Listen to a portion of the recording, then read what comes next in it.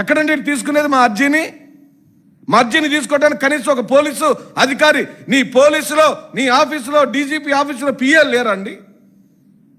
ఎవరైనా ప్రజాప్రతినిధులు వస్తే నీ అర్జీని తీసుకోవడానికి నువ్వు అవుట్ వార్డులో ఇచ్చిపోమంటారా? అంటే మాజీ మంత్రులకు, చట్టసభల్లో ప్రాతినిధ్యం వహించే ఎమ్మెల్సీలకు, మాజీ ఎమ్మెల్యేలకు ఈ రాష్ట్రంలో గౌరవం లేదా? అంటే మమ్మల్ని మేము ఎమ్మెల్యేలుగా ఎదిగిన మమ్మల్ని ఇంకా కులం పేరుతోనే చూస్తారా? మీ మీద పెట్టాలి ఇప్పుడు ఎస్సీ ఎస్టీ అట్రాసిటీ కేసు. స్వయంగా ఈ పోలీసు అధికారులు ఎవరెవరైతే మమ్మల్ని గేట్ల దగ్గర ఆపారో, మమ్మల్ని రావద్దన్నారో, స్ట్రైట్గా వెళ్ళే గేట్లో నుంచి కాదు పక్క నుంచి మమ్మల్ని పంపించారో అక్కడ వివక్ష జరిగిందంటుంది వైఎస్ఆర్ కాంగ్రెస్ పార్టీ. పులివెందులా కాదు వివక్ష జరిగింది, అది తప్పుడు కేసని, అది అబద్ధం కేసని ఆ ధనుంజయ అనే అమాయకుడైన ఒక ఎస్సీ పిల్లగాడిని నువ్వు వాడుకున్నావు. నేను ఇప్పుడు ప్రత్యక్షంగా అంటరానితనాన్ని చవి చూసా ఈ రాష్ట్రంలో.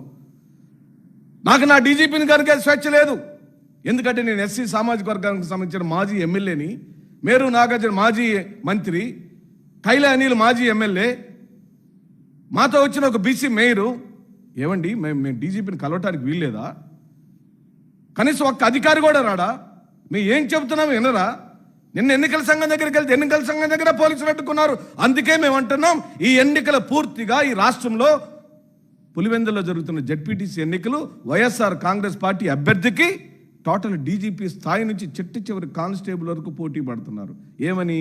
చంద్రబాబు నాయుడు యొక్క అహాన్ని గెలిపించాలని, చంద్రబాబు నాయుడు యొక్క మొండి వైఖరిని గెలిపించాలని, చంద్రబాబు నాయుడు యొక్క అప్రజాస్వామిక రాజకీయ వైఖరిని గెలిపించాలని డీజీపీ స్థాయి నుండి ఎన్నికల కమిషనర్ దగ్గర నుండి చివరి కానిస్టేబుల్ వరకు పోటీ పడుతున్నారు.